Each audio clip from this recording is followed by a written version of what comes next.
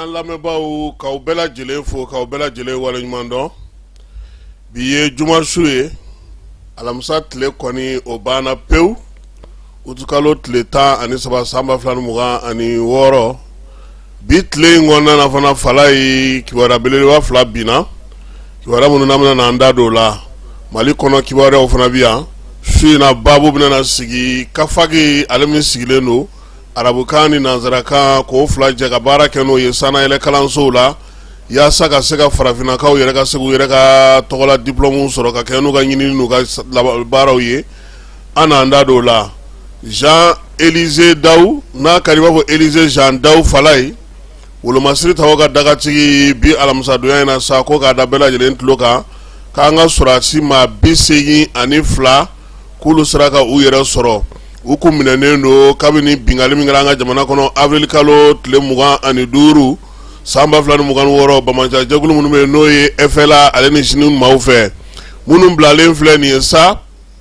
ko a nɔgɔnin bɛɛ lajɛlen fɛ min ye jamana ɲɛmaaw ye, u ye fɛɛrɛ sigi sen kan ka se ka u mago don la a nɔgɔnin bɛɛ lajɛlen fɛ. Jean-Élisée ka bataki la a y'a yira sa k'a fɔ ko maa minnu bilalen filɛ nin ye k'a kɛra wulikajɔ ni cɛsiri min ye ɲɔgɔn kuma ɲɔgɔnya yaasa cogoya min na wolomasiri taw ka hakɛw bɛ se ka dafa cogo min k'o y'a to nin baara in sera ka sigi sen kan. A b'a yira fana k'a fɔ ko min ye wolomasiri taw ka cɛsiri a n'u ka wulikajɔ, u ka maa bɛ yen sa n'o minɛnen don baaraw bɛ sen na yaasa u bɛ se k'u yɛrɛ sɔrɔ cogo min na ka na fara min ye fanga tigilamaw olu ka baara kɛ hukumu kɔnɔna na. Élisée Jean Daou y'a yira sa ko kɛrɛnkɛrɛnnenya la nin waleya in na sɔrɔdasi minnu yɛrɛ kun minɛnen don k'a b'u fo, u ka muɲu, u ka sabali a n'u ka ko faamuya cogo ɲuman na, ani k'a yira k'a fɔ ko sɔrɔdasi cɛ jolenw don waati min na u tun minɛnen don. A y'a yira fana k'a fɔ k'a bɛ waleɲuman dɔn ta ka ɲɛsin u ka denbayaw ma an'u ka somɔgɔw bɛɛ lajɛlen, olu minnu ye faamuyali kɛ k'a dɔn k'a fɔ ko min ye armée a kɔnɔdenw ko nin bɛɛ lajɛlen b'a la nin waati gɛlɛman ninnu kɔnɔna na. Élisée Daou k'a bɛ jamanadenw fana fo, u ka faamuya n'u ka senkɔrɔma dondoli la waati bɛɛ lajɛlen ka ɲɛsin jamana ale wolomasiri tabaw ma, wa k'a b'a ɲini an bɛɛ lajɛlen fɛ an ka kɛ basigi karamɔgɔ ye, jateminɛw an ka olu bonya min ye an sɔmi fana ka jɛ yaasa banwajawale ni wale kɛlɛli bɛ se ka kɛ cogo min na. Jean-Élisée Daou ko sa ko a kɔni b'a yira sa k'a fɔ ko armée nin tɛna na foyi bɔ sɛdennin sɔngɔ na wulikajɔ ni cɛsiri jamanadenw bɛ se ka lafiya cogo min u n'u bolominɛw Mali fan 14 bɛɛ lajɛlen fɛ k'u bɛna o baara sigi sen kan. Tilegan in na fana minisiri bɛ mara kama wali kunna an ka jamana kɔnɔ, ale taara jamana télévision soba la ka taa ɲɛfɔli kɛ. A ye min fɔ radio Mali la ka kɛ ni faransikaw ka Jean-Christian Bernard Vézilier minɛli ye, maa min kun bilara kaso la ko ka k'a ka san 20 kaso kɛ kaso datugulen. Wulikajɔ nana cogo min na ani baara kɛra cogo min na, bataki min dira a ma gouvernement tɔgɔ la fanga ka kuma lasela général de brigade Issa Ousmane Kulubali, an ka jɛ k'ale lamɛn. An balimaw, an ka foli bi aw bɛɛ lajɛlen Mali kɔnɔ ani Mali kɔ kan. Nin ye an ka jamana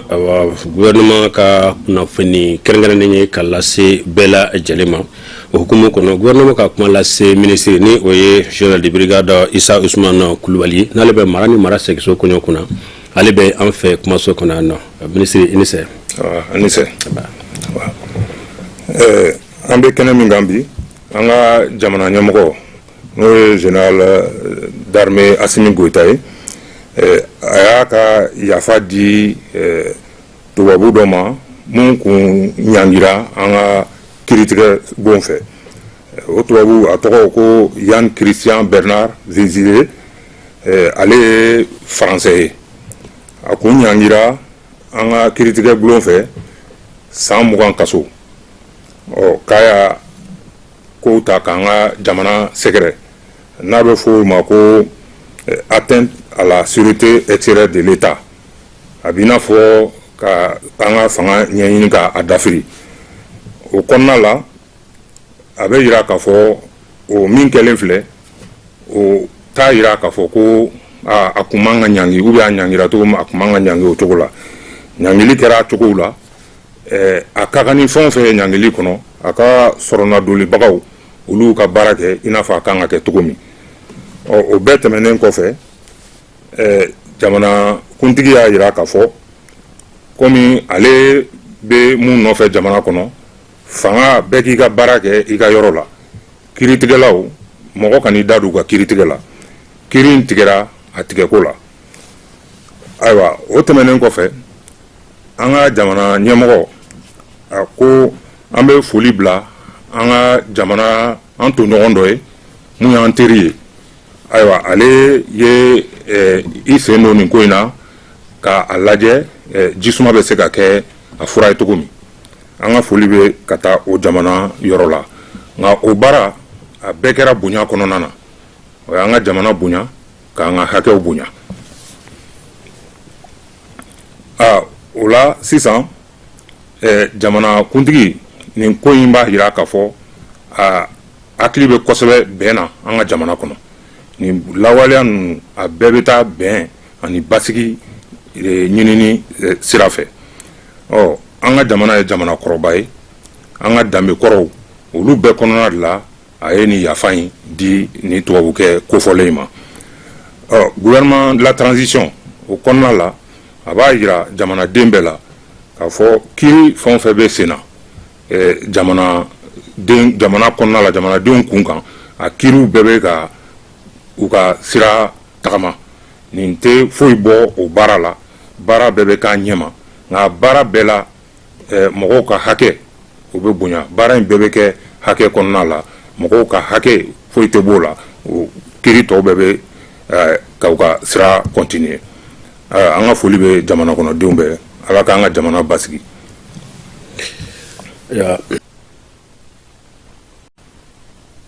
Mɛ da ye mɛn tigi da ye dɛ n'ala sɔnna ma sini an yɛrɛ ye jateminɛ min ko ye parce que n'i bɛ nin fɛn ninnu na nin ye fala ye a kan ka mɔgɔ sɔn hakili la n'i bɛ kunnafoni di baara la quoi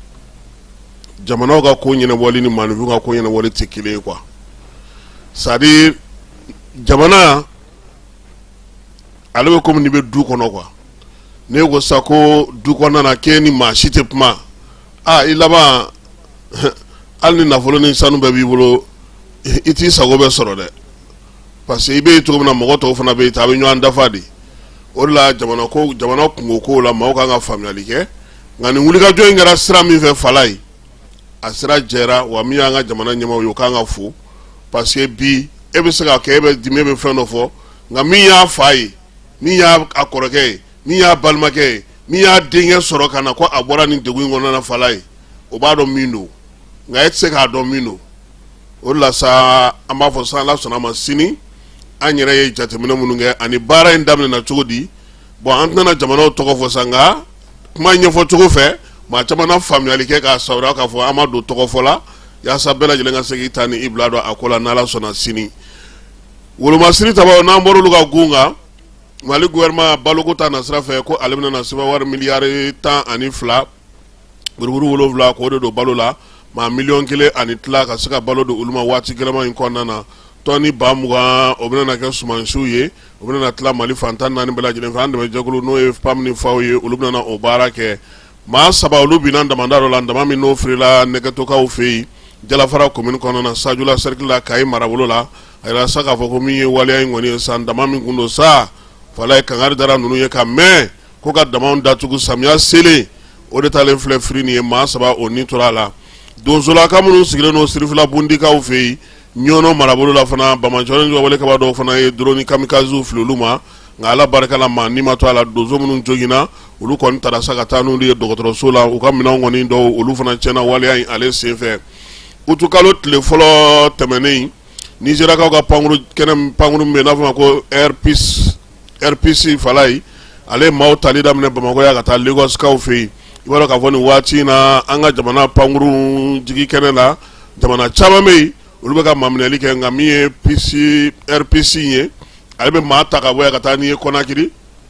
ka bɔ n'i ye Conakry ka taa n'i ye Lagos o fana bɛ dawɛrɛ yɛlɛ maa ye ka i surunya nanzara jamanaw la min ye pankuru wɛrɛw ye olu fana bɛ sɔrɔ ye kɛrɛnkɛrɛnnenya la ko nin kɔni bɛna fara sa pankuru tɔ minnu b'an ka jamana kɔnɔ ani minnu bɛ ka nalen ko don nataw la Zuerakaw fɛ yen n'o o ye Tumutu marabolo ye fala ye a yɛrɛ sa k'a fɔ ko maa caman kɔni y'a sigiyɔrɔ bila nin waati in na a bɛ taa se maa 5000 ɲɔgɔnna ma degun bolo olu y'u sigiyɔrɔ bila Segukaw fɛ Sirabaga kasara maa 339 olu de kɔni Sirabaga kasara de kɛra Segukaw fɛ yen kalo 6 ale kɔnɔna na denmisɛnnin fila olu tora ji la badengokaw fɛ kita marabolo kɔnɔna na yanfoyilakaw fɛ sa yiri 16 ni 500 u bɛna o de turu yiri turuba in hukumu kɔnɔna na maasinakaw y'a yira sa k'a fɔ k'olu fɛ ko ji kɔni jiginna kosɛbɛ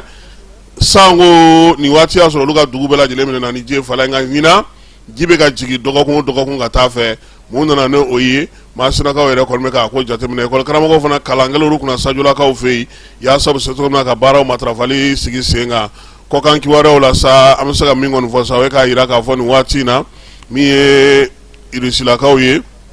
olu ni Ukraine ka wulikajɔ minnu bɛ sen na kɛrɛnkɛrɛnnenya la sa Ukraine kɔni y'a jira sa ko olu ka minɛn caman bɛ ka tiɲɛ bi Rusilakaw fɛ wulikajɔ bɛ se ka kɛ cogo min na Detroit Dormuz ko la Oman ale ni Iran k'olu ye sigi ka fɔ minnu kɛ k'o bɛ sɔn ka sigi sen kan kosɛbɛ lafiya bɛ sɔn ka na Trump ka avion falenko fala ye o kuma fana cayalen don kosɛbɛ tile fila in na sabula min ye Ameriki jamanakuntigi ye k'a kun bɔtɔ don Turkikaw fɛ yen pankuru min n'o y'a tɔgɔla pankuru ye k'a ma don o kɔnɔ a donna pankuru wɛrɛ de kɔnɔ ka se ka taa a yɛrɛ sɔrɔ sa a yɛrɛ ka jamana la a yɛrɛ de ye ɲɛfɔli kɛ kunnafonidilaw ye biennale sportif fala ye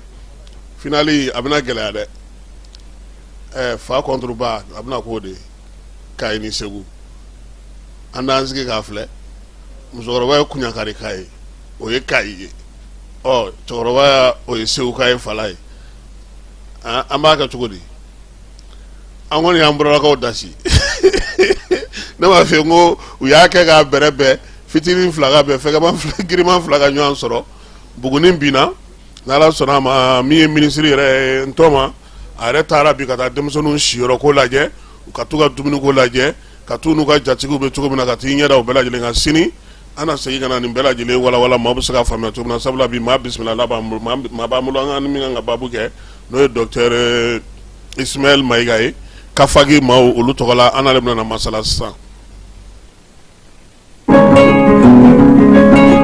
Rentrée académique 2026-2027, votre avenir commence ici. Chers étudiants, nouveaux bacheliers, professionnels du secteur public et privé, l'Université africaine franco-arabe UPAFA a le plaisir de vous annoncer l'ouverture des inscriptions pour l'année académique 2026-2027 en licence, master et doctorat. Rejoignez une institution engagée dans l'excellence académique, la recherche et la formation de leaders capables de relever les défis de demain. Comme formation disponible en licence, le frais d'inscription et de scolarité annuelle est de 25 000 francs CFA. La formation pédagogique est de 300 000 francs CFA. Quant au master, le frais d'inscription et de scolarité annuelle est de 51 000 francs CFA. Et pour la formation pédagogique est de 500 000 francs CFA par an. Enfin, le doctorat, le frais d'inscription et de scolarité annuelle est de 65 000 francs CFA. Comme formation pédagogique est de 1 200 000 francs CFA. Les places sont limitées. N'attendez pas la dernière minute pour garantir votre admission. Une seule adresse à retenir, rectorat UPAFA Sotuba à Seya, près du monument de la Victoire. Faites le choix de l'excellence. Construisez votre avenir. Inscrivez-vous dès aujourd'hui pour la rentrée académique 2026-2027. Université africaine franco-arabe UPAFA, ensemble vers le savoir, l'innovation et la réussite.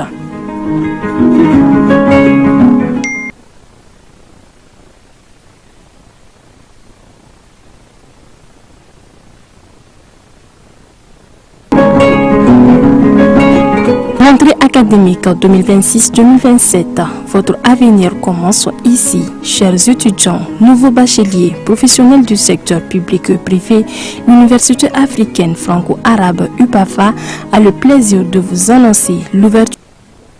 Filɛbaw ni an lamɛnbaaw an y'a fɔ aw ɲɛna cogo min na farafina dɔnnifaw ni dɔnni kalanso maaw olu bɛɛ lajɛlen faralen ɲɔgɔn kan ka jɛkuluba min sigi ni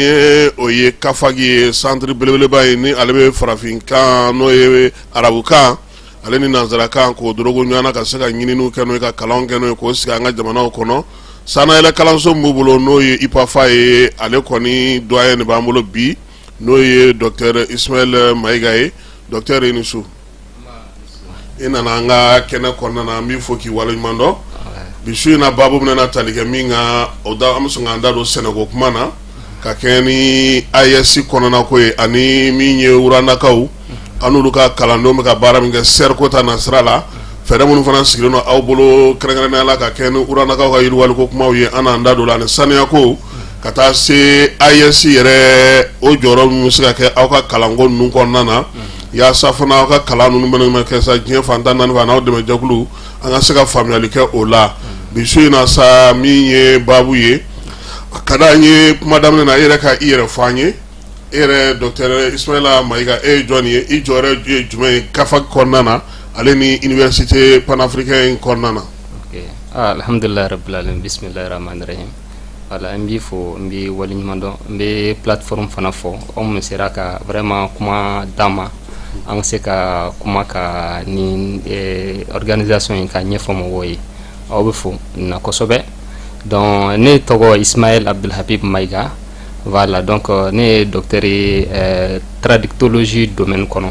Voilà, traductologie n'a y'a ta yan Mali la domaine min don a kuma cari kosɛbɛ. Voilà, donc on sait qu'à fort c'est-à-dire le fait que domaine dans machari donc renga recherche que y a normalement vraiment jamana magubala donc o be fɛnw na munu ye ne yɛrɛ motivé ka se ka doctorat kɛrɛnkɛrɛnnen kɛ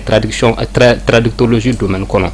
Voilà, donc o ye ne ka spécialité yɛrɛ ye. Voilà, ale baara jumɛn ye? Bon, traductologie ni y'a ta o ye dɔnniya min bɛ kɛ ka kanw c'est-à-dire voilà, donc oui sensi yɛrɛ de o. Voilà, mɔgɔ caman b'a kɛ dɔw b'a a fɛngɛ arabu kanfɔlaw bɛ ka kuma voilà k'a yɛlɛma bamanankan na an ka se ka faamu ni chinois kanfɔlaw bɛ yen walima ni russe kanfɔlaw bɛ yen ni kan wɛrɛ fɔlaw bɛ yen miyanka kan ni fulakanw fɔlaw. Awɔ effectivement o ye domaine de à part. O ka girin dɛ. Voilà, donc voilà, donc o bɛ tali kɛ kanw na minnu ye langue internationale ye a bɛ tali kɛ fana an ka todun kanw na minnu ye langue officielle ye an bolo sisan fɔlɔ an tun b'a fɔ langue nationale mais sisan o kɛra langue officielle ye. Voilà, donc o de do a bɛ tali kɛ o de la donc sisan mais ne yɛrɛ min ye CAFAC côté ye ne ye chargé de communication ye CAFAC bureau Mali ani point focal chargé de communication mɔgɔ min bɛ jɔ fɛn o fɛn min ye communication ye. Voilà, point focal c'est-à-dire fɛn o fɛn min ye dossier min bɛ déposer min bɛ di CAFAC tɔgɔ la a bɛ tɛmɛ ne de bolo fɛ quoi. Voilà, donc n'o bɔra la IPAFA kɔni ka niveau la voilà ne yɛrɛ enseignant chercheur ye en même temps ne kɛra doyen de faculté fana ye IPAFA hukumu kɔnɔna na. Voilà, minnu y'a to e yɛrɛ y'i ɲɛsin nin ɲinini ma sanayɛlɛ kalanso kɔnɔna na munna I y'i ɲɛsin ɲinini ma? Bon, d'abord ne yɛrɛ n'i y'a ta ne yɛrɛ ka parcours kɔnɔ ne ka parcours bɛɛ kun ye vraiment excellence ye. Voilà, parce que ne y'a ta à base ne y'a ta arabu de la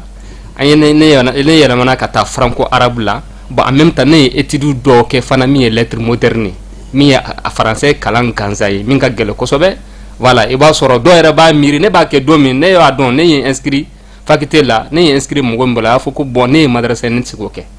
mais ne de b'a dɔn ne compétence min bɛ n na c'est-à-dire min bɛ se ka donc ne y'a kɛ fo ka o mémoire de maîtrise yɛrɛ valide o la ka bɔ ka sɔrɔ ne ni école minnu inscrit la ɲɔgɔn fɛ direct la minnu ye français yɛrɛ kalan kabini jardin d'enfant a caman ma se k'o kɛ donc fɛn min don motivation de don ne tun b'a fɛ k'o de fɔ motivation de don fɛn min don a bɛ n kɔnɔ ne ka laɲini dɔ de ne fana ka vision de don pour que ne jamana ne ye ne kalan ne fana ka se ka jamana fana servir après o de kun ye ne ka hakilina ye o de kun ye ne motivation min ye ne bila nin sira ɲinini sira in kan quoi. Ayiwa awɔ an b'a dɔn ka fɔ IPAFA kɔni sigikun ye yaasa ka se ka kalan ta sira an ka jamanaw n'an daminɛ jamanaw la yan ka se ka jɔyɔrɔba sɔrɔ yɛlɛma hɔrɔnya ko ta na sira fɛ ale ni siyansi ko ta na sira fɛ yalama bi an bɛ se k'a dɔn aw ye nɔbɔ o ko la AES jamanaw kɔnɔ wa? Alhamdulillah rabbil alamin ɲininkali kɔni cɛri la ɲininkali diyara n ye kosɛbɛ an b'a daminɛ ni IPAFA ye fɔlɔ parce que IPAFA ka mission c'est-à-dire n'i y'a ta a bɛ tali kɛ jamana saba in de la fɔlɔ parce que souveraineté scientifique fana bɛ yen parce que mɔgɔw bɛ ka kɛlɛ kɛ souveraineté économique kan souveraineté politique a n'a ɲɔgɔnna ninnu mais souveraineté scientifique in fana bɛ yen n b'a dɔn dɔnni ta sira fɛ o fana fo yɛlɛmabaliya ka taa o la fana la donc o de kun ye IPAFA ka vision ye donc o vision fana de y'a ye IPAFA kelen tɛ se k'o baara kɛ donc o de kama chercheurs ɲininikɛlaw farala ɲɔgɔn kan ka hakilina wɛrɛ bɔ min bɛ se ka c'est-à-dire Afrique jamana surtout ka kɛrɛnkɛrɛnna jamana saba ye Mali Niger Burkina min bɛ se k'u wasa ɲinini sira la sira donc o hukumu yɛrɛ de kɔnɔ kafagi bangera mais bi aw yɛrɛ bɛ se ka aw bɛ ka nɔ jumɛn bɔ jamana saba in kɔnɔna na alhamdulillah jamana saba in an y'a ye IPAFA kɛra sababu ye kafagi créer la kafagi IPAFA kelen kun tɛ se ka baara min kɛ kafagi nana fara IPAFA de kan k'o baara waleya donc o hukumu kɔnɔna na souveraineté originalité ni ko kafagi ko originalité de fɔlɔ c'est-à-dire fɛn min don voilà an yɛrɛ ta de don mɔgɔ wɛrɛ ma bɔ yɔrɔ wɛrɛ kama yamaruya d'a ma k'aw ka nin créer ou bien a ka kɛ i n'a fɔ min ka di ne ayi an yɛrɛ originalité de don voilà donc o de bɛ kafagi ni IPAFA bɔ fɛn structure tɔ ninnu na enseignement supérieur ni recherche hukumu kɔnɔna na donc o jamana saba in an sera ka colloquew kɛ ka café scientifiquew kɛ ani session fana kɛ jamana saba in bɛɛ la ka jamana saba in bɛ recherche ɲininikɛlaw fara ɲɔgɔn kan voilà ka yirila ka fɔ ko sisan mɔgɔ an kan ka an fana ka souveraineté intellectuelle de ta c'est-à-dire ɲinini sira kan dɔnniya sira kan an fana kan ka yɔrɔma hɔrɔnya jira ka fɔ ko nin de ye an ta ye nin de ye an yɛrɛ ta ye nin de bɔra an yɛrɛ bolo mɔgɔ wɛrɛ ma fɔ k'an ka nin kɛ wali fa nin yɛrɛ de ye an ta ye o bɛ tɛmɛ sira jumɛn fɛ i n'a fɔ kɛrɛnkɛrɛnnenya la sisan i b'a dɔn k'a fɔ ɲinini sira fɛ i bɛ taa sɔrɔ mɔgɔ dɔ bɛ olu ye dɔnnikɛlaw ye a b'olu lakodɔn u ka kalan fɛ n'u bɛ baara min kɛ o de don wa ou bien kalanninjɛ yɛrɛ de bɛ kɛ mɔgɔw kunna k'a dɔn k'a fɔ ko ninnu ye AES jamana kalandenw ye nin y'a karamɔgɔw ye ka se k'u lakodɔn wa. bon min ye IPAFA ta ye o ye kalanninjɛ ye voilà ka taa licence la ka taa master la fo ka taa se doctorat la mais kafagi bɛ tali kɛ doctorat bɛ mɔgɔ minnu bolo kafagi bɛ tali kɛ o dɔrɔn de la olu dɔrɔn de bɛ se ka don kuma walima ka baara kɛ kafagi hukumu kɔnɔ donc an bɛ se k'a fɔ kafagi bɛ niveau supérieur de la quoi voilà donc baara fɔlɔ o ye ka ɲininikɛla ani dɔnnibagaw ɲini k'u fara ɲɔgɔn kan o de kɛra donc IPAFA ye baara k'o la université wɛrɛw bɛ yen minnu ni IPAFA bɛ partenaire la u ye baara k'o la mais doctorat niveau la IPAFA ye baara kɛ kosɛbɛ voilà pour que ka baara kɛ c'est-à-dire ka doctorat siraw ka nɔgɔya an bolo k'a fɔ ko i bɛ se ka doctorat kɛ Mali i bɛ se ka kɛ Burkina i bɛ se ka kɛ Niger ka sɔrɔ i ma déplacer ka taa jamana kɔ kan o yɛrɛ de kun ye laɲini yɛrɛ o souveraineté ye aw sera k'o sɔrɔ an sera k'o sɔrɔ alhamdulilayi an bɛ ka baara kɛ o la fo an bɛ ka jamana wɛrɛw de ɲini ka fara an kan o fana caman fana kɛra yan Afrique n'i y'a ta Asie fana Europe alhamdulilayi an ye jamanaw bɛ ka fɛnw ani universitéw bɛ caman bɛ partenaire la dɔw fana ka partenaire bɛ sen kan monde arabe fɔ i n'a fɔ an y'a ta arabu jamana ninnu kɔnɔ o kɔni o ye an ka domaine yɛrɛ ye donc voilà donc alhamdulilayi sisan tiɲɛ yɛrɛ la kafagi ye nɔ bɔ c'est-à-dire nin dɔnniya ka dɔnniya valoriser ni jamana saba in awa yɛrɛma hɔrɔnya ɲinini dɔnni ta sira fɛ AES jamanaw kɔnɔ IPAFA jɔ ye degun jumɛn sɔrɔ a la a n'aw sera k'o degun kɔ sagi cogo don alhamdulilayi i b'a dɔn an bɛ farafinna de farafinna la laada la n'i y'a jateminɛ ni mɔgɔ ni nana ni hakilina kura ye baarakula ni mɔgɔw ma faamu joona dɔw bɛ yen u b'a minɛ kojugu ye i y'a ye dɔw fana bɛ yen u t'a faamu dɔw fana b'a fɔ yanni an ka kuma an ka ɲɛɲini fɔlɔ an ka lajɛ fɔlɔ ninnu bɛ ka taa min voilà donc o de kun ye IPAFA ka k'a ye donc mais alhamdulillah IPAFA sera ka taa kabini ministère la jamana saba bɛɛ la IPAFA sera k'a ka taabolo ani a ka hakilina a ka mission yira diɲɛ ninnu na donc pour que u k'a faamu k'a fɔ ko IPAFA nana dɔ de fara dɔnniya sira kan a mana dɔ b'a la a nana ni dɛmɛ de ye c'est à dire min kun tɛ yen dɛ min ye vide ye c'est à dire a nana fɛɛrɛ de kɛ pour que o yɔrɔ ninnu ka se ka remplir o kana kɛ vide ye donc o de kama n'an y'a ta IPAFA multisystème de multilingue de don kan bɛɛ b'a la kan bɛɛ b'a la kan bɛɛ b'a la bon o kelen de ye kafagi fana ka système ye kan bɛɛ b'a la donc u nana vide dɔ de kun bɛ yen parce que an y'a ye enseignement supérieur la ni jamana saba nana an y'a ta a kun baselen don kosɛbɛ français côté de kan kosɛbɛ mais caman ye kalan k'o de la ka dɔnni ɲini o de la voilà mais IPAFA nana yira ka kamɛsi de k'i lakodɔn an b'o dɔrɔn de dɔn an yɛrɛ tun t'a ko kafagi bɛ se ka na yɛlɛma don an yɛrɛ k'an fasa fili an yɛrɛ ye ka wuli ka jɔ kɛ ka an ka doctorat sɔrɔ voilà donc IPAFA ni kafagi nana yira k'a fɔ ko ayi ninnu dɔrɔn tɛ jamanaden wɛrɛ bɛ yen minnu ka kan ni olu fana ka se ka yira u se ka u ka kalan dɔ ba la donc o la o hukumu de kɔnɔna na arabu kalannaw farala kan anglais kalannaw farala kan hali minnu bɛ kalan kɛ an ka todunkanw na an ka minnu bɛ ɲinini kɛ an ka todunkanw na olu fana bɛɛ farala kan Russie fana b'a la ainsi de suite donc a kɛra i n'a fɔ système min don a nana ni complémentarité de ye amana ka i basé côté kelen ka ka do négliger ayi ana ni complémentaire baby yere yakono aywa ni ko yerema horonya ka nyini keleta na strafe amsa ka fo maw nyebola donita na strafe abaka do fo la nga dunga fa fana sabati li fana bala anya ka fo bi abaka fakili jagabo ke minye fere krengen silo na abulu sene kota na strafe anu rana ka bako ke ore ko me munne kan kosbe a sinsilo no munga a nyini yali njara kosbe parce que oye vision do ye pafa vision do de et mi recteur yere mi professeur Mohamed Abdoulaye Diarra ale de nanan hakinani en réalité bon hakinani vision mundo yani mogo yara ka fam parce que albaraka ni ministère de l'agriculture yesi uye réunion chamane ke pour que ministère yere ka se ka donc afoko ni projet mindo folo donc au coffre du ministère de l'agriculture sera ka adhérer wala c'est-à-dire ou hakina ka wala sona ka fara ipafaka donc wala pour que nimbara en ka se ka wala donc mais recteur professeur Mohamed Abdoulaye Diarra allait de fen comme déjà ipafa farabolo do be fenna be Rwanda mi branché donc accord be ani Rwanda kalanso chama sanfɛ kalanso chama ɲɔgɔn donc yende professeur yɛrɛ y'a jateminɛ k'a fɔ ko min bɛ ka kɛ ani min bɛ yan kalan hukumu kɔnɔ k'u tɛ kelen voilà a b'a fɔ tuma caman a b'a fɔ ko là-bas ko toutes les sciences sont appliquées dɔnniya o dɔnniya n'i y'a kalan ye a tɛ kɛ i n'a fɔ kalaninjɛ ye i b'a ka appliquer mais anana sɔrɔ k'a fɔ ko o tɛ o ka dɔgɔ an fɛ kosɛbɛ on tɛ kalan de k'an sigi voilà o yɛrɛ de y'a motiver ko ayi ninnu bɛ ka min kɛ Mali mago bɛ nin na donc ale a yɛrɛ ye ambassade impliqué yan donc pour que o ka se ka baara a ka kɛ Mali ko ye a kana kɛ ipafa ko dɔrɔn ye voilà donc ça veut dire que ipafa ni ministère de l'agriculture bɛ entreprise enfin partenariat la nin na u bɛ ka baara kɛ o ni an ka ambassade fana min bɛ Kigali Rwanda o fana bɛ ka baara kɛ nin fɛn na pour que u yɛrɛ de ye vraiment fanga di ipafa ma pour que nin baara o ka se ka ko gɛlɛya bɔ a la ka ko nɔgɔya ipafa bolo a n'a ɲɛmɔgɔ yɛrɛ pour que nin partenariat ka se ka sigi sen kan ala y'a kɛ alhamdulilayi partenariat ye sigira sen kan fɔ bi an bɛ k'o tɔnɔ dun a tɔnɔ de bɛ ka dun bi dɛ awɔ parce que partenariat kɔnɔ an ye serre agricole o ye technique kuraw don voilà sɛnɛfɛrɛ kuraw don minnu sigira sen kan minnu b'a to mɔgɔ bɛ se ka sɛnɛ kɛ yɔrɔ fitinin na espace fitinin na kɛnɛ fitinin na a bɛ se k'a fɔ i bɛ se ka sɛnɛ kalan ni ka tɔnɔba sɔrɔ a la yɔrɔnin fitinin ka tɔnɔba voilà donc o de ye technique bon o dɔrɔn tɛ i bɛ sɛnɛ kɛ fana perte t'a la k'a fɔ ko baganw de donna ka n ka sɛnɛfɛnw dun walima fɛn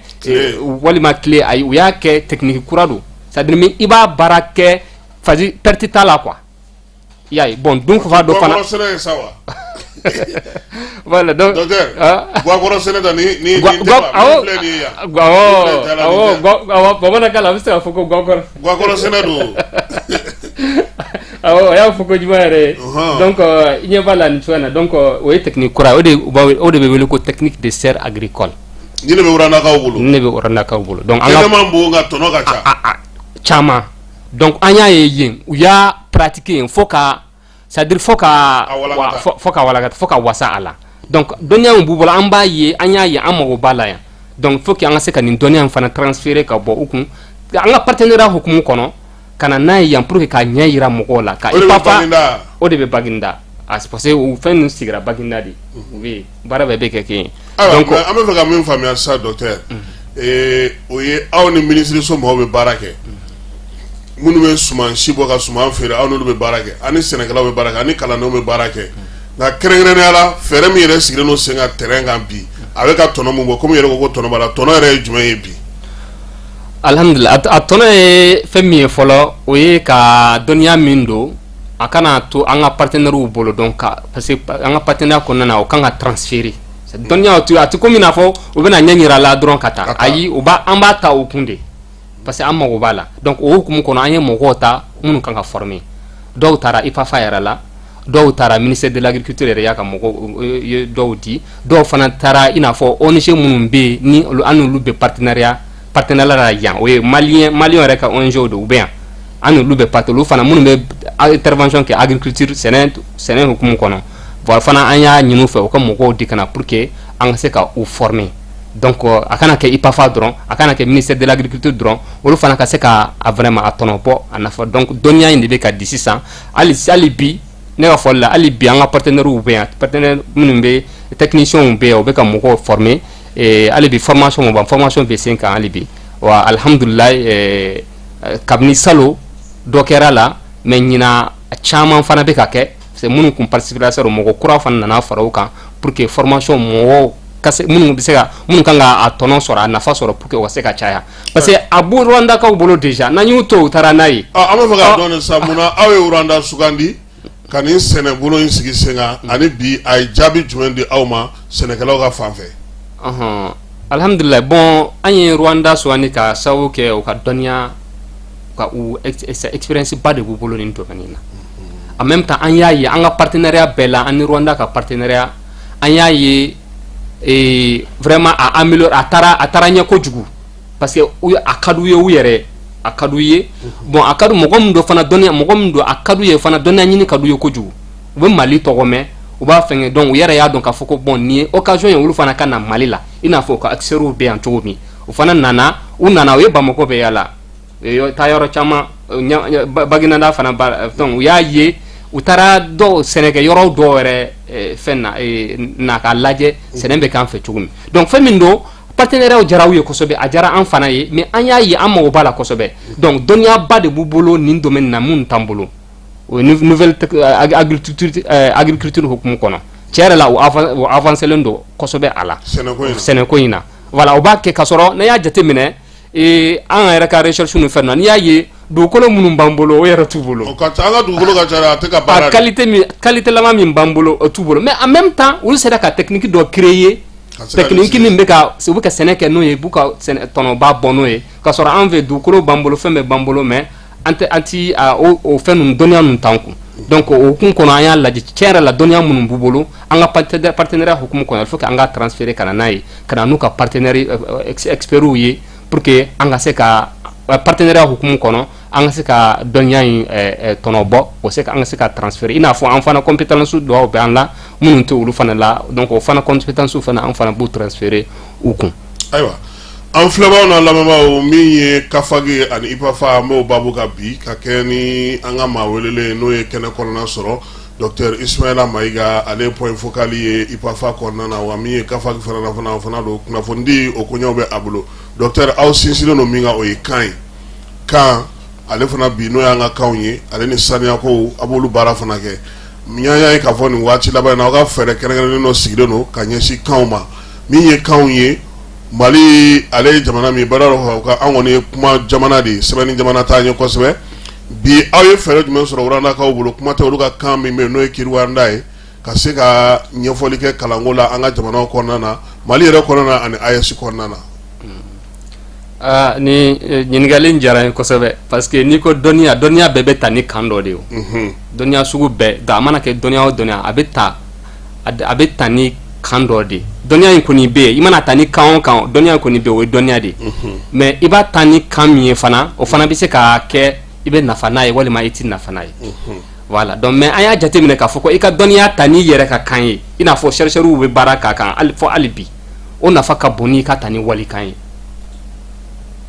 nafa faamuyali ka teli a nafa ka bon a tɛ se ko a tɛ kɛ i n'a fɔ an bɛ walikan to ayi mais an kan ka dɔnniya min bɛ ta pour que i ka se ka kalan i yɛrɛ ka tudunkan na a ka nɔgɔ i bolo a faamuyali ka nɔgɔ i bolo ka tɛmɛ n'i ko i b'a kalan ni walikan ye quoi parce que n'i ko i bɛ walikan fɛn kalan ni walikan ye i bɛ effort fila de fournir i bɛ kan de kalan en même temps ka tila ka dɔnniya fana ta n'a ye o ye énergie fila i bɛ énergie fila de perdre mais n'i ko i bɛ dɔnniya ta n'i ka kan ye directement o ye direct de ye wa a ka nɔgɔ parce que o ye ka tudunkan de ye donc o de kama an y'a lajɛ langue nationale an fɛ sisan an bɛ se ka wele ko langue officielle donc pour que an ka se ka an yɛrɛ ka tudunkanw an k'u don ba la ani ka kalan kɛ n'o nin kanw ye donc an y'a daminɛ ni sɛnɛ de ye IPAFA yɛrɛ la ne y'a ta minnu bɛ pré parce que agriculture module ye obligatoire de bɛɛ bolo IPAFA la première année la bɛ don yen voilà i bɛ entrepreneuriat agricole i b'o kalan module bɛɛ de b'o kalan a bɛ kalan fana yan yan a bɛ kalan bamanankan de la professeur minnu b'a kalan mɔgɔw kan a b'o kalan bamanankan de la ma an yan'a ye denmisɛnnin minnu bɛ nin kan na an yɛrɛ y'a jateminɛ k'a fɔ ko u ka faamuyali ka teli ka tɛmɛ kan tɔ parce que an tun y'a essayer ni kan wɛrɛw ye voilà donc o yɔrɔ la bon an y'a ye Rwanda fana o kelen de bɛ yen olu y'a kɛ n'u ka kan de ye n'u ka kan de ye o ka teli ni kan wɛrɛ ye voilà donc an y'a ye faamuyali ka teli wa u b'a denmisɛnnin minnu b'a kalan u b'a faamu joona en même temps u b'a waleya fo ka technique kuraw fana bɔ a la ça veut dire que a faamuyara voilà donc bɛ hakilina kura sɔrɔ a la hakilina kura sɔrɔ a la donc o de kama an y'a ye an yɛrɛ ka kalandenw minnu bɛ yan an y'o expertise kɛ k'a lajɛ donc an y'a ye tiɲɛ yɛrɛ la an kan k'a kan ni an ɲɛsin an ka todunkanw ma ani an ka lajɛ an bɛ se ka kalan kɛ n'u ye ka recherche kɛ n'an ka todunkanw yɛrɛ ye k'u don ba la donc o de bɛ ka aw sinsin yɛrɛma hɔrɔnya in ɲinini na dɔɔni ta na sira fɛ sa kɛ pour que kanw fana ka se ka taa ɲɛ voilà ayiwa an y'a ye k'a fɔ aw ka bolodiɲɔgɔnma kɔnɔna na saniya ko ta na sira fɛ aw ye fɛɛrɛ caman sigi sen kan mais fɛɛrɛ kɛrɛnkɛrɛnnen jumɛn b'aw bolo belebeleba la n'a bɛ fɛ bi k'o bɛn kalansenw ma an yɛrɛ ka jamana kɔnɔna na yan saniya ko ta na sira fɛ bon saniya ko ta na sira fɛ bon an ye conférence k'a la fɔlɔ pour que ka hakilijakabɔ kɛ ani ka ɲininkaliw ni experts wele pour que faamuyaliba ka se ka sɔrɔ a la en même temps an ye kalandenw fana impliqué voilà donc ka kalandenw yɛrɛ ka ɲɛ yira ka kalandenw yɛrɛ kalan ni se ka saniya sira fɛ u bɛ se ka mun de lase jamana ma c'est à dire u yɛrɛ ka santé yɛrɛ u yɛrɛ ka kɛnɛya c'est à dire nafa jumɛn de b'a la donc nin sira in kan donc u bɛɛ an y'o kɛ module ye k'u kalandenw kalan o la donc en même temps fana initiative dɔ kɛ i n'a fɔ activité o i n'a fɔ reboisement ka yirituru bon an y'o kɛ an y'o caman kɛ an ye fɛnw yiri fana di mɔgɔw ma i n'a fɔ Kafagi bɔra k'o kɛ yiri sen 2000 a y'o bɔ k'o di cérémonie kɛra Bagineda ye voilà pour que voilà mɔgɔ se ka yiri turu a nafa dɔn ka mɔgɔw fana initier en même temps ka kalandenw fana initier le fait ka kɛ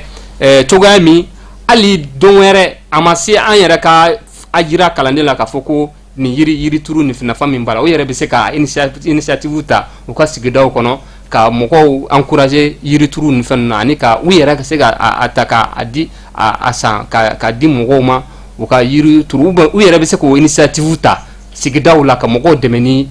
n'o ye quoi n'o ani ka mɔgɔw dɛmɛ n'o hakilina ye sigidaw kɔnɔ. ayiwa an b'a dɔn k'a fɔ Kafagi ye hakilina ye hakilina min ni a y'a fɔ ale bɛna sigi kɛrɛnkɛrɛnnenya la farafinna jamanaw la yan aw sinsinnen don kosɛbɛ Mali Burkina Niger n'o ye AES jamanaw ye e min yɛrɛ ye point focal ye an ka jamana kɔnɔ yan i bɛ se ka mun fɔ an ɲɛna Kafagi sigicogo la ani a jɔyɔrɔ bɛna se ka kɛ mun ye min ye dɔɔni ɲinini na ka taa yɛlɛma hɔrɔnya sira fɛ an ka jamana kɔnɔ. ok voilà ɲininkali diyara n ye kosɛbɛ parce que an seginna ka na Kafagi côté la yɔrɔ ne tun b'a fɛ ka min fɔ ne b'a fɛ ka min fɔ o ye Kafagi de ye an ta ye Kafagi de ye farafinna ta ye Kafagi de ye AES ta ye k'a sababu kɛ a ka originalité i n'a fɔ fɛn min don a bɔra an de yɔrɔ a ma bɔ yɔrɔ an yɛrɛ ka miirina don voilà an yɛrɛ ka miirina don a tɛ comme ça n'a fɔ tɔw nana jagoya mun na a ye sɔrɔ a y'a ka taa i t'a ta an yɛrɛ ka miirina don miirina min don fana a ma kalan kɔni sira fan fɛ ani dɔnniya ɲini sira fan fɛ a bɛ mɔgɔ bɔ mɔgɔ la k'a fɔ ko avantage bɛ di dɔw ma ka dɔw to ayi o tɛ Kafagi ko la bɛɛ de ka kan Kafagi la i bɛ ka ɲinini kɛ ni anglais de ye i bɛ ka ɲinini kɛ ni français de ye arabukan walima an ka todunkanw don i jɔyɔrɔ bɛ ye Kafagi kɔnɔ wa an bɛ bisimila fana voilà mais ne tun b'a fɛ ka min fɔ Kafagi bɛ intervention kɛ domaine min na mɔgɔ min bɛ se ka don Kafagi activité la o ye a bɛ taa doctorat bɛ mɔgɔ minnu bolo a bɛ daminɛ n'o de voilà ani chercheurs minnu bɛ institut université ani école supérieure ne ko ko a dama ka kan bɛɛ ye n'i tilala ka na fɔ ko doctorat tigiw de don a bɛ maa minnu bɛ yen sisan n'o y'a sɔrɔ o sigilen don o bɛ sen furakɛ dɔ kilisi caman b'a bolo fɛnw b'a bolo o b'o ja sira o ka gɛrɛ aw la sa dɛ docteur bon o côté parce que an fana ka laadalatigi ninnu caman bɛ yen dɔnniw b'u bolo dɛ a ma sɛbɛn de bon n'olu fɛ ka gɛrɛ aw la a bɛ kɛ cogo di minnu b'a fɛ ka gɛrɛ ni mɔgɔ catégorie bɛ yen n'u b'a fɛ ka gɛrɛ an na a bɛ an ka formation b'an bolo ya formation b'an bolo wa an bɛ se ka fɛɛrɛ fana kɛ solution kɛ a tigi ka se ka inscrit ka kalan kɛ IFAFA la fo ka taa doctorat sɔrɔ a bolo a ka domaine na voilà pour que parce que an ka dɔnni caman de bɛ ka tunu voilà mɔgɔ bɛ siran mun na voilà ko ko kolotugula tun bɛ ninnu fɛ yen ko k'a bɛ cɛkɔrɔba taara ko mɔgɔ tɛ se ka kolo tugu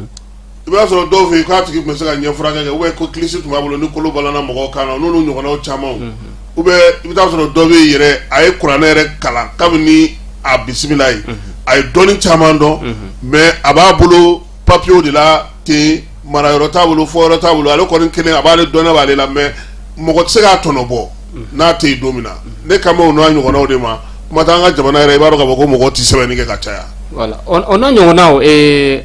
a caman bɛ yen minnu sera an ma an y'a lajɛ k'u lafɛma k'a fɔ ko dɔnniya in ka ɲi mais o ka se ka degré académique sɔrɔ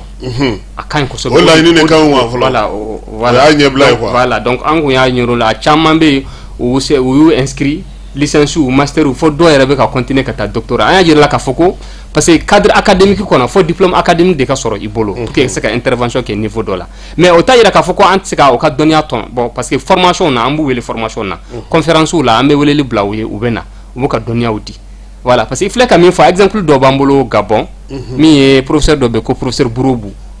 voilà ale bɛ ɲinini kɛ furakɛla farafin fura ninnu fɛn na ale ye fura dɔ labɔ fo certifié diɲɛ bɛɛ a ka fura in bɛ feere Burobu a fana kun ye o fɛn o kun ye référence ye an bolo mais ale bɛ tali kɛ farafin fura de la a bɛ baara kɛ o de a ye furaw bɔ k'u certifié yiri diɲɛ bɛɛ a ka furaw bɛ sa o bɛ min voilà o bɛ furakɛ fana a lakodɔnnen don professeur Burobu Gabonais de don donc an ɲɔgɔnna caman de bɛ bolo donc n'a o ɲɔgɔnna récupérer munna Mali la yan o ɲɔgɔnna minnu bɛ yen o tɛ se ka récupérer donc mɔgɔ min mago b'a la anw fana ka maa kalanbali bɛ siran ka gɛrɛ kalannenw na de tiɲɛ yɛrɛ la o degun bɛ yen parce que u b'a fɔ k'a bɛ taa bɛɛ kɛ tubabukan fɔ ye olu tɛna fɛn faamu a la walima n'u nana u tɛna na la lamɛn o de b'u caman siran n'o tɛ mɔgɔ caman bɛ yen hali u ye tubabu kalan kɛ nka u tilara k'a ye k'a fɔ fo ka taa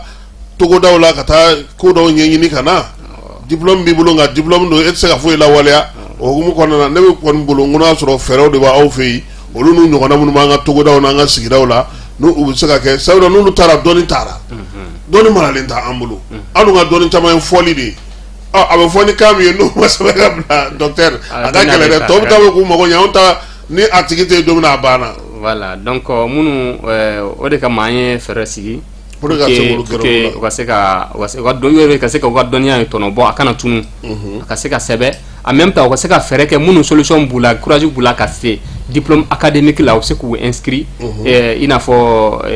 licence la master la fo ka taa se doctorat parce que i filɛ ka minnu fɔ a dɔw bɛ yen i b'a sɔrɔ bac b'u bolo ka kɔrɔ i n'a arabukan na walima français la voilà mais u bɛ se ka kalan continuer fo ka taa se niveau académique dɔ la a caman bɛ yen donc IPAFA bɛ yen ka caman récupérer minnu b'a fɛ k'u ka continuer ka kalan kɛ o domaine kɔnɔ IPAFA a caman bɛ yen solution an bɛ u récupérer pour que u kana perdre parce que jamana de bɛ perdre nin na i filɛ k'a fɔ sisan jamana an ye Gabon ta in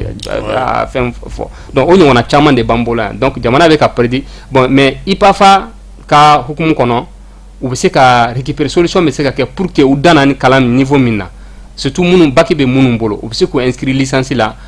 master la ka continuer ka taa n'u ye licence u bɛ se ka continuer master la en même temps n'u tilala master fana la u bɛ se ka continuer ka taa doctorat la fo ka taa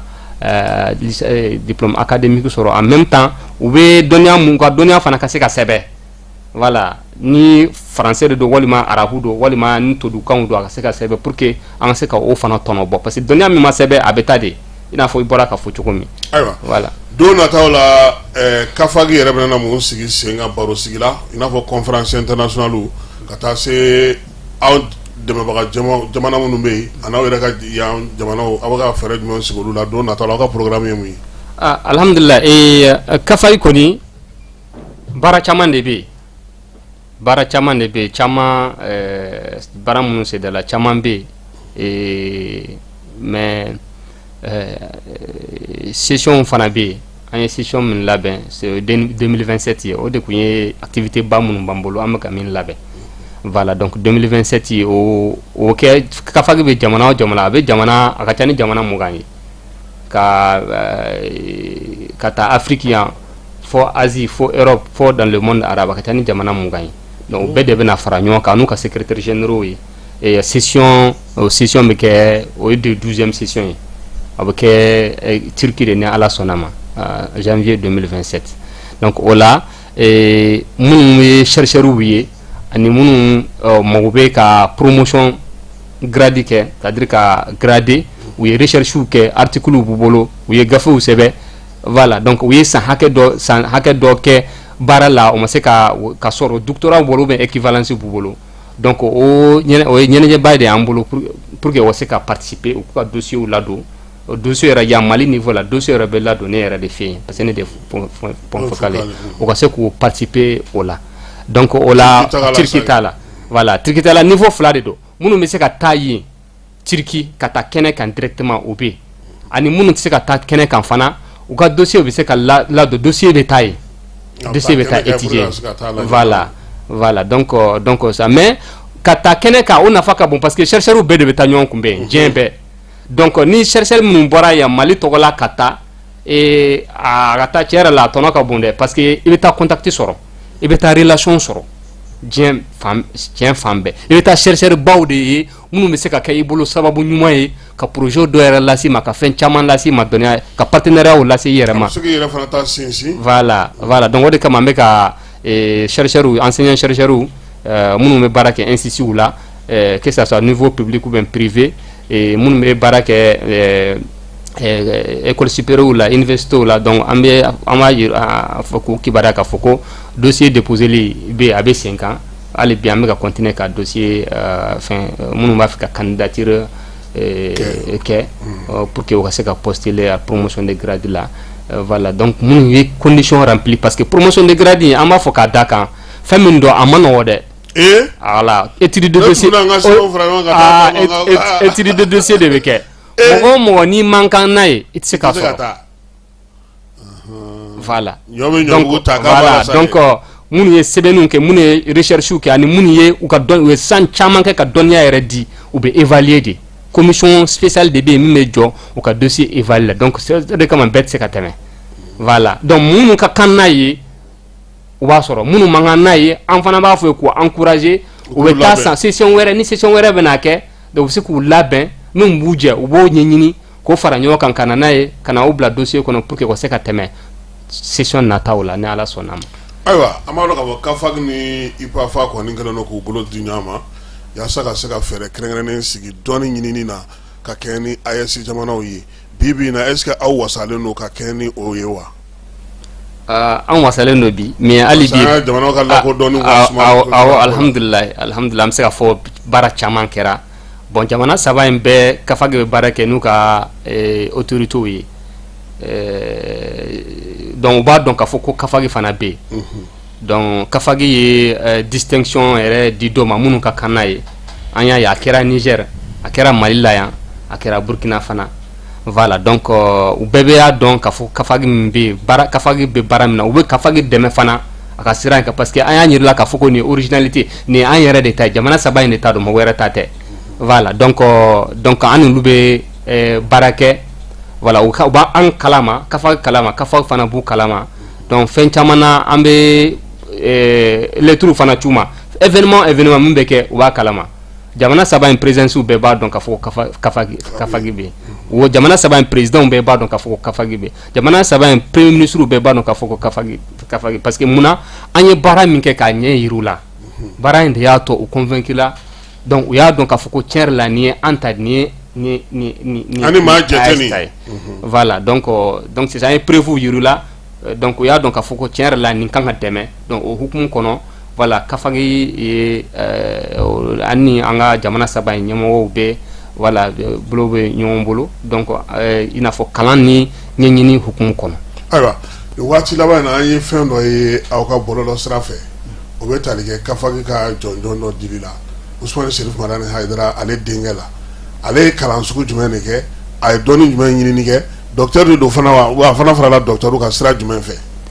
alhamdulillah ɲininkali diyara n ye kosɛbɛ parce que fɛn min don kafagi ni ipafa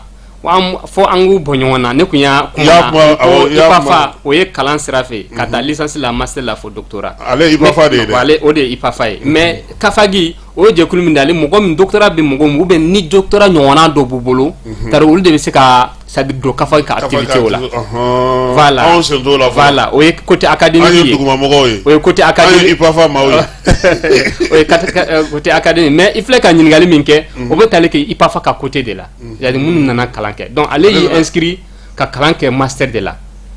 min bɛ wele ko fondement de la religion usulu din donc o ye fɛn min don kalan sugu min don a nafa ka bon kosɛbɛ. docteur professeur filɛ k'a ka sɛbɛn d'a ma yɛrɛ a ka sɛbɛn bɛ ka d'a ma ɲɛ t'a la. awɔ domaine min don a nafa ka bon kosɛbɛ diinɛko kalan hukumu kɔnɔ ani ka sariya yɛrɛ dɔn ani ka diinɛ yɛrɛ dɔn diinɛ bɛ ta diinɛ yɛrɛ bɛ pratiquer cogo min ani diinɛ ka hukumu ani fɛn min diinɛ yɛrɛ sigira min kan o ye usulu din de ye fɛn min don dɔnniya min don a nafa ka bon kosɛbɛ diinɛ kalan na. donc sisan ale master de sɔrɔ la. voilà ale ye inscrit ka kalan kɛ o la san 2 licence kɔfɛ k'o master de sɔrɔ. aw fɛ yen. awɔ ipafa la. voilà Niger donc a ye k'o sɔrɔ donc sisan soutenance kɛra parce que nin ye salle de soutenance ye nin y'an ka salle de soutenance ye Ɲame voilà parce que fɛn soutenance kɛra yen donc soutenance kɔfɛ diplôme de kan ka di yanni a ka segin ka na parce que a man kan na k'a ka diplôme to yen voilà donc o la a sigira k'a kɔnɔ yanni diplôme ka bɔ diplôme bɔra donc nin an ye cérémonie nin kɛ pour que k'a ka master diplôme an b'a fɔ to nazarakan na fondement de la religion arabukan na usulu din a y'o de spécialité min bɛ tali kɛ diinɛ kalan mun kɔnɔ donc a y'o kalan sugu de kɛ awɔ a y'o kalan sugu de kɛ ka tila master la donc o kalan sɛbɛn o de filɛ nin ye ka d'a ma ye awɔ ni ipafa ye doctorat tɛ master don parce que i bɛ tɛmɛ master de la ka se doctorat la bon sisan voilà sisan a ye baara min kɛ baara in tiɲɛ yɛrɛ la a recherche ka ɲi kosɛbɛ parce que a nana ni originalité de ye bon o mɔgɔ sugu an b'u encourager n'a sɔrɔ dɔ ta ka na n'a ye o bɛ kɛ dɛ o bɛ sɛgɛsɛgɛ dɛ baara kɛlen n'i taara o ta ka na a bɛ dɔn voilà c'est experts de chercheurs a bɛ dɔn donc an y'a ye a nana yɛrɛ ka dɔnniya yɛrɛ de nin a nana ni ko kura de ye bon an y'a ye fana n'a danna master in na c'est-à-dire fɛn dɔw bɛ yen u bɛ n'a jɛ donc o la an ye yamaruya d'a ma k'a fɔ ko a ka se ka continuer doctorat la pour que voilà donc o la n'a continué doctorat la a ye inscrit n'a ye inscrit doctorat la ka continuer n'a ye doctorat validé don min o la a bɛ se ka don kafagi hukumu kɔnɔ donc o la a bɛ na grader ka taa a ka jala kan mais nin ye ipafa ka côté de nin ye master diplôme de ye nin ye spécialité min wele ko fondement de la religion arabu la an b'a wele ko usulu din a y'o sɔrɔ o spécialité de la sisan. ayiwa an ye dɔ kɛ baabu la miniti 45 kɔni an y'ale kɔ sago nka a ka d'an ye kumakuncɛ kuma dɔ bɛ sɔrɔ i bolo walima welewelekan dɔ b'i bolo ka ɲɛsin kuma tɛ bi an b'a dɔn k'a fɔ denmisɛnninlakaw caman sigilen don k'an lamɛn ani maa minnu bɛ yen n'olu ye marakɛbaaw ye AES jamanaw kɔnɔna na mun ka d'aw yɛrɛ ye don nataw la u ka se k'o kɛ ɲinini sira fɛ yaasa min ye kafagi ni ipafa ye u bɛ se ka lakodɔn cogo di hali bi. ok bon an b'a daminɛ ni ipafa de ye fɔlɔ voilà parce que kafagi wolola ipafa de la donc an b'a daminɛ ni ipafa de ye fɔlɔ bon ipafa n'an y'a ta mɔgɔ min ye ipafa yɛrɛ sigi min bɛ a fondateur ye a promoteur min ye professeur Mohamed Abdoulaye Jara n'an y'a ye a ye kalan kɛ Sorbonne de ka licence master doctorat licence DA parce que DA kɔfɛ de a kɛra système kura la a kɛra master de fɔlɔ a bɛ wele ko DA ani doctorat a y'o bɛɛ de kɛ Sorbonne a ka ca ni a ye waati min kɛ a ka ca ni san 14 ye kalan na donc an y'a ye mɔgɔ min se ka nin niveau 3 in diplôme 3 bɛɛ fara ɲɔgɔn kan Sorbonne na k'o fara ɲɔgɔn kan k'o bɛɛ kɛ ka tila an y'a ye ale ye baara min kɛ c'est exceptionnel mɔgɔw man ca donc waati la a kun bɛ se ka to yen parce que opportunité caman b'a bolo yen mais a yɛrɛ de banna ko non ayi ko n bɛ taa n ka jamanaw servi de donc a tilala a ma sigi opportunité b'a bolo mais a nana yan a ko ko non hakilina dɔ bɛ ale bolo fo ka hakilina ye dɔnniya sera kan fo o ka science libéré ni jamana ninnu na dɔnni donc o de y'a to IPAFA in créera IPAFA fana n'an y'a ta k'a lajɛ IPAFA ni université tɔ ninnu tɛ kelen o n'an y'a jateminɛ IPAFA ye université mixte de ye université tɔ na a caman i b'a ye a caman bɛ soit français walima anglais walima français ni anglais mais n'an y'a ye n'i ye IPAFA ta multi système de don c'est à dire a ti k'a fɔ ko n'i ye nin kalan i man kan kɛ nin a bɛ bɛɛ de jɔyɔrɔ b'a la donc a y'o de miiri k'a lajɛ ka IPAFA créer o image la donc ka sinsin jamana saba in bɛɛ la vous voyez malgré que a créé en Mali IPAFA créé en Mali de a ka siège bɛ en Mali mais IPAFA a sera ka bolofaraw de bɔ ni jamana saba in bɛɛ la fɔlɔ yani IPAFA ka se ka se jamana wɛrɛw la jamana wɛrɛw la donc an y'a ye hakilina min b'a la c'est pour vraiment ka na ni ka dɔnniya sɔrɔli yiriwa ka dɔnniya sɔrɔli c'est à dire gɛlɛya kana sɔrɔ a la bilen bon an ka dɔnniya fana sɔrɔ an fɛ yan ka kalan kɛ licence master doctorat ye an fɛ yan ka sɔrɔ an ma gulo maa wɛrɛ la ka sɔrɔ an ma billet d'avion ta ka taa jamana wɛrɛ la ka sɔrɔ an ma boli bourse nɔfɛ ka taa jamana wɛrɛ la donc ale ka hakilina kun y'o ye donc ni mɔgɔ min nana ni nin projet ye tiɲɛ yɛrɛ la ne kɔni ka hakilina ya an ka jamana ɲɛmɔgɔ ninnu kan k'u lajɛ surtout minnu bɛ kalan hukumu kɔnɔ u kan k'a lajɛ ka dɛmɛ de ɲɛsin a ma parce que n'an y'a jateminɛ jamana yɛrɛ kan ka min kɛ yɛrɛ gouvernement yɛrɛ kan ka min kɛ ale yɛrɛ déjà a bɛ ka o caman kɛ déjà donc o mɔgɔ sugu le fait que malgré que a bɛ privé de kɔnɔ mais a bɛ k'o kɛ déjà avec ses propres moyens a yɛrɛ ka moyens donc ne kɔni bolo tiɲɛ yɛrɛ la ni dɛmɛ kan ka ɲɛsin mɔgɔw ma dɛmɛ kan ka ɲɛsin ale n'a ɲɔgɔnnaw ma minnu nana ka jamana yɛrɛ dɛmɛ i y'a ye pour que ka dɔnni sira k'o yiriwa ka ɲininikɛlaw fara ɲɔgɔn kan ani licence master ka kalan kɛ yan an fɛ yan fo doctorat kan saba an ka tudunkanw na walima anglais la walima français la ouais donc an y'a ta avion ka bon multi système do tiɲɛ yɛrɛ la o kan ka dɛmɛ ni dɛmɛ kɔni bɛ o kan ka ale n'a ɲɔgɔnnaw kɔni dɛmɛ ka an b'u wele u ka hakili to a la université in na kosɛbɛ ani n'u bɛ se ka dɛmɛ o dɛmɛ lase université in ma tiɲɛ yɛrɛ la n'u y'a lase ma o y'a lase jamanadenw bɛɛ ma donc ni an ka Mali ye bon o weleli kelen n b'o bila fana Niger jamana ɲɛmɔgɔw fana ma o weleli kelen fana n b'o bila fana Burkina jamana ɲɛmɔgɔw fana ma. Ayiwa docteur kuma kuncɛ kuma jumɛn b'i fɛ. bon sisan n bɛ segin ka na Kafagi côté la bon Kafagi fana ka hukumu kɔnɔ an y'a ye nin ye an yɛrɛ ka institution ye donc min bɛ se ka an ka professeur n'an ka chercheur ɲininikɛlaw gradé ka taa maître assistant la fo ka taa se professeur émérite la ka sɔrɔ u ma girin fɛn dɔ nɔfɛ u ma taa jamana wɛrɛ la ka girin ka taa fɛn wɛrɛ la non nin yɛrɛ an ta an ka système de jamana saba in ka système pour que u se ka u ka hɔrɔmaya ta u ka dɔnniya sira kan ɲinini sira kan donc yan fana nin fana côté la ni y'a jateminɛ tiɲɛ yɛrɛ la jamana saba in bɛɛ ɲɛmɔgɔw kan ka u ɲɛsin nin ma ka nin institution in fana n'u miirina bɛ taa mɛnɛ voilà n'u miirila bɛ taa y'a ye donc o fana ye weleli wɛrɛ ye an m'o fɔ ko fara IPAFA ta kan. ayiwa an b'i fo i nali la bi su in na ka na kɛnɛ ɲɛnɛmaya k'a yira sa k'a fɔ min ye Kafagi ye ale kɔni sigikunba o ye jamanaw ka yɛrɛma hɔrɔnya dɔnni ko ta na sira fɛ franco arabu don nka i yɛrɛ fɔ cogo min su in na k'an bɛɛ lajɛlen bɛ a la an bɛ dugawu kɛ sa ala ka a tɔ bɛɛ lajɛlen ɲɛ ka d'a ma professeur yɛrɛ an b'a fo hali n'a sɔrɔ a bɛ taama na min ye Sidibekɛ ye k'ale fana fo kosɛbɛ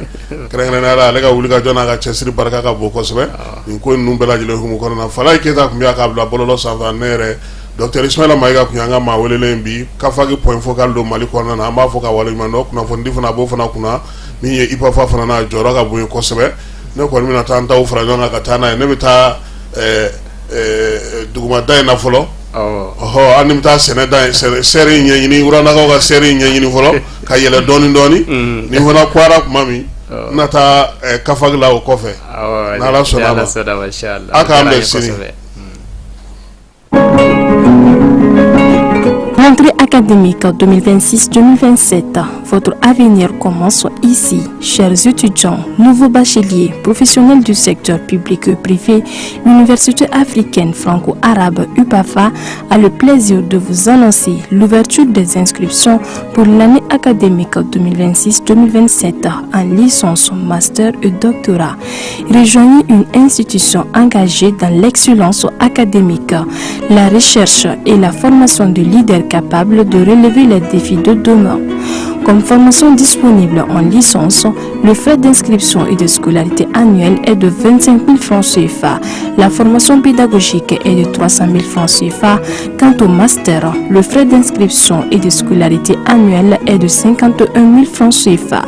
Et pour la formation pédagogique est de 500 000 francs CFA par an. Enfin, le doctorat, le frais d'inscription et de scolarité annuelle est de 65 000 francs CFA. Comme formation pédagogique est de 1 200 000 francs CFA. Les places sont limitées. N'attendez pas la dernière minute pour garantir votre admission. Une seule adresse à retenir, rectorat UPAFA Sotuba à Seya, près du monument de la Victoire. Faites le choix de l'excellence. Construisez votre avenir. Inscrivez-vous dès aujourd'hui pour la rentrée académique 2026-2027. Université africaine franco-arabe UPAFA, ensemble vers le savoir, l'innovation et la réussite.